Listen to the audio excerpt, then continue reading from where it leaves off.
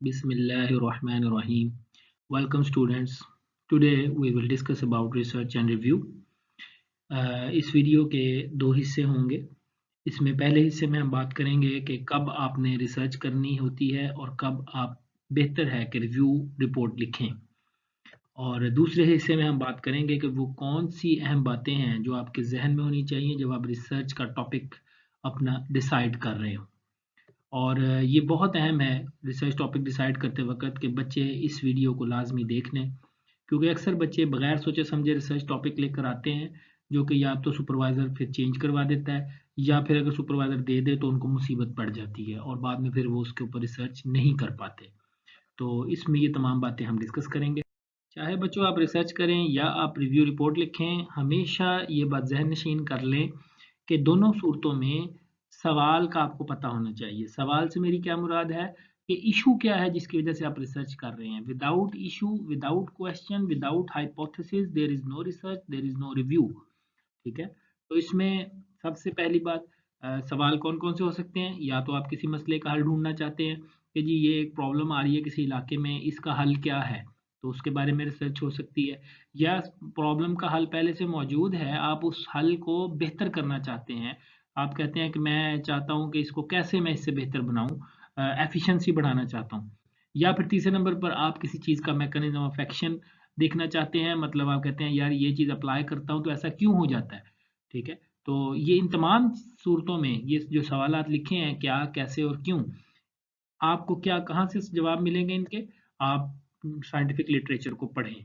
Scientific literature से मेरी मुराद किताबें हैं और रिसर्च पेपर है। इवन के जो रिव्यू पेपर हैं वो भी आपको एक वैल्यूएबल इंफॉर्मेशन दे सकते हैं कि किस तरीके से इसका जवाब ढूँढा जा सकता है। यहाँ पर हम एक छोटी-सी एग्ज़ाम्पल साथ लेकर चलते हैं। सपोज़ कीजिए कि आपके इलाके में एक बीमारी है जो कि टमाटर की फसल को, या चलिए गंदम की बात करते हैं, जो कि गंदम की फसल को तबाह कर रही है। तो अब एक इश्यू आ गया। अब इस इश्यू का सॉल्यूशन आप चाहते हैं कि मैं इस पे रिसर्च करूँ कि ऐसा क्यों है? ये क्यों तबाह हो रही है और इसको ख़त्म कैसे कर सकते हैं? 2 सवाल हो गए आपके, 2 हाइपोथेसिस हो गए। मोड ऑफ एक्शन देखना चाहते हैं और दूसरा सॉल्यूशन ऑफ दैट प्रॉब्लम वो आप फाइंड आउट करना चाहते हैं। अब 3 सूरतें हो सकती हैं इसमें जब आप लिटरेचर पढ़ें। पहली तो ये है कि आपको क्लियर आंसर मिल जाए। ये गंदम में ये जो डिस्ट्रक्टिव डिज़ीज़ है या ये जो सिम्पटम्स आप देख रहे हैं, ये एक ख़ास बीमारी की हैं और वो बीमारी कोई भी हो सकती है। फ़र्ज़ कीजिए रस्ट है या स्मट है। अब उस केस में जब आप उसका जवाब ढूँढ लेते हैं तो फिर उसके ऊपर रिसर्च करने की ज़रूरत नहीं है। आपको आंसर मिल गया कि ये किस वजह से है, अब आप उसका सॉल्यूशन आसानी से अगर लिटरेचर में अवेलेबल है तो ढूँढ लें और इसके ऊपर रिव्यू पेपर लिखें। दूसरे नंबर पर आपके पास मल्टीपल आंसर्स आ सकते हैं। आप लिटरेचर सर्च करते हैं और आप देखते हैं कि उसमें किसी बंदे ने कहा हुआ है कि व्हीट में जो विल्टिंग है ये ओवर इरिगेशन से है, या जनाब ओवरडोज ऑफ फर्टिलाइजर एप्लीकेशन से है, या ये किसी बीमारी की वजह से है, या किसी इंटरकल्चरल ऑपरेशन की वजह से है। और बाज़ दफ़ा ऐसा भी होता है कि कंट्राडिक्टरी आंसर्स आपको मिल जाते हैं, जैसे कि एक बंदा कहता है कि जी अगर आप यूरिया खाद पानी के ज़रिए लगाएँगे तो यील्ड बढ़ेगी, दूसरा कहता है अगर आप ज़्यादा यूरिया खाद या पानी के ज़रिए लगाएँगे तो यील्ड कम होगी। एक ही केमिकल के बारे में 2-3 बातें साइंसदानों ने की हुई हैं और समझ नहीं लग रही कि कौन-सी सही है। इन तमाम केसेज़ में आप रिसर्च कंडक्ट करेंगे और रिसर्च के जो ट्रीटमेंट्स होंगी वो आपकी वो पॉसिबल आंसर्स होंगे जो आपने लिटरेचर से फाइंड आउट किए हैं।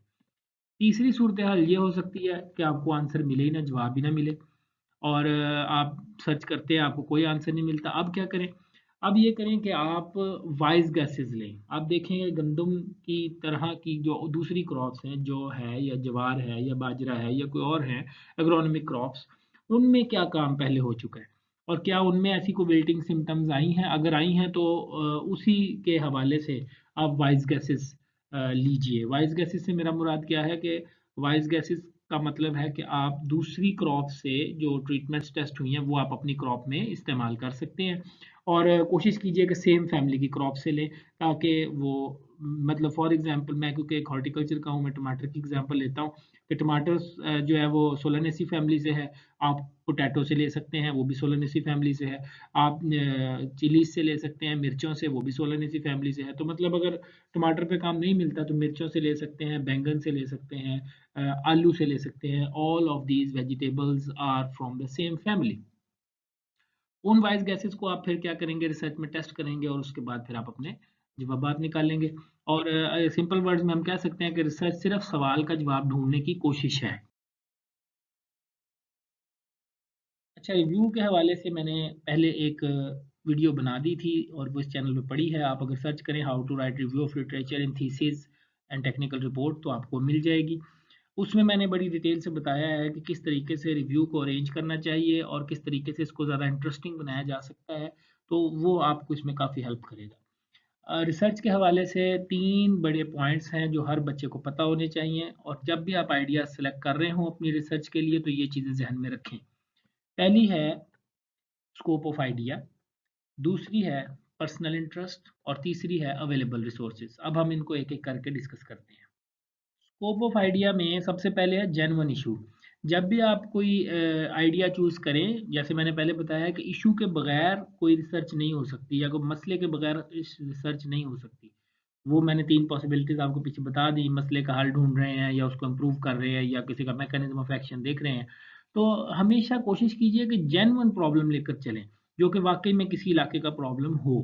खुद साख्ता आपका बनाया हुआ ना हो। बाज़ दफ़ा बच्चे जो हैं वो खुद ही से ही एक प्रॉब्लम निकाल लेते हैं जो कि ऑलरेडी या तो उसका हल निकाल चुके हुए हैं साइंसदान या फिर वो प्रॉब्लम सिरे से था ही नहीं। तो कोशिश किया करें कि रियल इश्यूज़ लेकर चलें ताकि आपकी रिसर्च का वाक़ई में कोई फ़ायदा भी हो। दूसरे नंबर पर है कि रीसेंट ट्रेंड्स।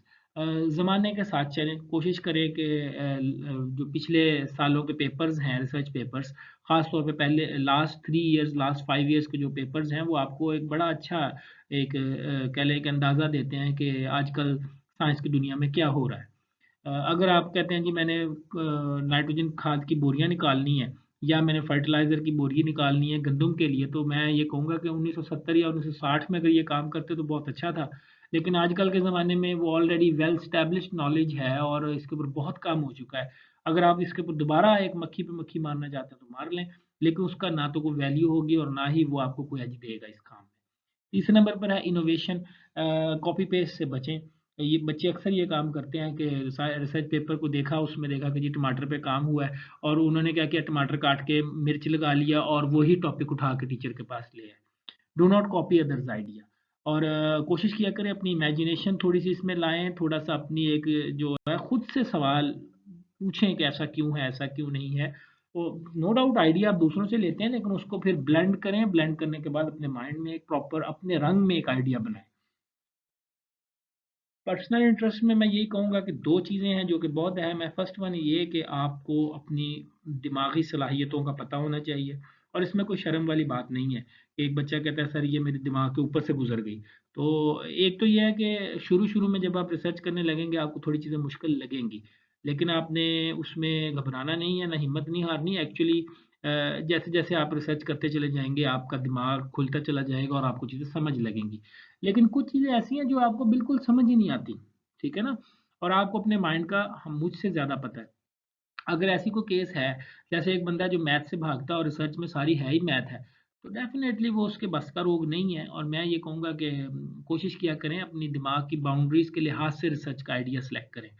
अगर आपको ये पता ही नहीं है कि इस आइडिया को करना कैसे है या इस आइडिया पे काम कैसे करना है या इसका मेन मकसद क्या है काम करने का, तो फिर उस रिसर्च को करने का कोई फ़ायदा नहीं है। दूसरे नंबर पर ये है कि फिज़िकल अडॉप्टेबिलिटी बहुत ज़रूरी है। रिसर्च कोई एक दिन का काम नहीं है, ये इसमें मल्टीपल ऑपरेशंस हैं जो आपको करने पड़ते हैं। पहले आपने प्लान करनी है, फिर रिसर्च लगानी है, फिर उसके रिकॉर्ड करना है डाटे को, फिर एनालाइज़ करना है, फिर राइट करना है। और अक्सर बच्चे समझते हैं कि पता नहीं फ़ील्ड में जब रिसर्च लग गई, तो वो सुःख का साँस ले लेते हैं कि बस अब काम आसान है, हालाँकि काम आसान अभी कहीं नहीं है। आपने अब डेली बेसिस पे उसके रिसर्च के पैरामीटर्स लेने हैं और उसके बाद उसको रिकॉर्ड करना है। Every operation needs your attention. आपको हर ऑपरेशन के लिए जो है ना वो बड़ी तगो-दो करनी पड़ती है, उसको टाइम देना पड़ता है। और फिज़िकल अडॉप्टेबिलिटी से मेरी मुराद ये है कि कुछ बच्चे हैं जो खेत से भागते हैं या फील्ड में जाने से भागते हैं या काम चोरी करते हैं। तो काम चोरों का रिसर्च में मेरा नहीं ख्याल कि कोई जगह है। हार्ड वर्किंग इज़ ऑलवेज़ की टू सक्सेस और ये कभी आप नहीं पढ़ेंगे कि जीनियसिज़्म या इंटेलिजेंस इज़ की टू सक्सेस। तो कोशिश किया करें कि कंसिस्टेंसी से अपना काम करते रहें। आखिर में मैं बात करूँगा अवेलेबल रिसोर्सेज़ की। अवेलेबल रिसोर्सेज़ में सबसे पहली बात है सुपरवाइज़र का इंटरेस्ट। अ, आपको ये पता होना चाहिए कि आपके सुपरवाइज़र की एक्सपर्टीज़ क्या है। और उसी के लिहाज से कोशिश करें अपने रिसर्च को उसके दायरे में रिसर्च प्लान करें। जैसा कि मैं अगर अपनी एग्जांपल दूँ तो मैं वेजिटेबल एक्सपर्ट हूँ या मैं वेजिटेबल ग्रोअर के तौर पर जाना जाता हूँ, तो उस हवाले से कह लीजिए कि आप अगर वेजिटेबल पे कोई काम करना चाहते हैं तो हो सकता है मैं आपकी हेल्प कर दूँ। लेकिन अगर आप कहें नहीं जी मैंने तो फ़ॉरेस्ट के किसी दरख्त के ऊपर करनी है या किसी जंगल के किसी कह लें कि जी मशरूम के ऊपर किसी करनी है या किसी कीड़े पर करनी है, तो मैं कहूँगा सॉरी मैं इसमें आपकी हेल्प नहीं कर सकता। अगर तो सुपरवाइज़र आपके इख्तियार में आपने खुद चूज़ करने हैं, तो फिर कोशिश करें अपनी आइडिया के रिलेटेड अपना सुपरवाइज़र चूज़ करें। और अगर तो आपको सुपरवाइज़र मिल गए हैं, यानी आप उनके पल्ले पड़ गए हैं, तो फिर कोशिश करें कि सुपरवाइज़र की जो एक्सपर्टीज़ हैं या जो उसकी बाउंड्रीज़ हैं, उसके अंदर रहते हुए रिसर्च प्लान करें। And last one is laboratory facilities जो कि बहुत अहम है। अक्सर बच्चे ये काम नहीं करते। रिसर्च प्लान करते वक़्त ना तमाम चीज़ों की लिस्ट बना लें कि आपको केमिकल्स कौन-कौन से चाहिए, आपको इक्विपमेंट कौन-सा चाहिए, आपको ग्लासवेयर कौन-सा चाहिए और कोशिश करें कि उसको एक बार सर्वे करके कन्फर्म कर लें कि ये हमारी लेबोरेटरीज़ में या हमारे इंस्टीट्यूट में मौजूद है। अक्सर बच्चों की रिसर्च इस वजह से दरमियान में आके रुक जाती है, शुरू में रुक जाती है कि उन्होंने प्लानिंग नहीं की होती और जब वो एक ख़ास स्टेज पे पहुँचते हैं, उनको केमिकल की ज़रूरत होती है, तो वो केमिकल उनको मिलता नहीं है। तो कोशिश किया करें पहले से ही ये चीज़ें प्लान करके रिसर्च जब करने लगें, उससे पहले ये सब चीज़ें देखी हुई हों आपने कि हाँ, ये हमें चीज़ें चाहिए थी और ये तमाम चीज़ें फ़लाँ-फ़लाँ लैब में मौजूद हैं और हमें ये मिल जाएँगी। तो अगर आप इस तरीके से काम करेंगे, तो इंशाअल्लाह एक अच्छी रिसर्च करने के काबिल हो जाएँगे। यहाँ पर ये पहली वीडियो जो है ये ख़त्म होती है। आपका शुक्रिया इसको देखने के लिए।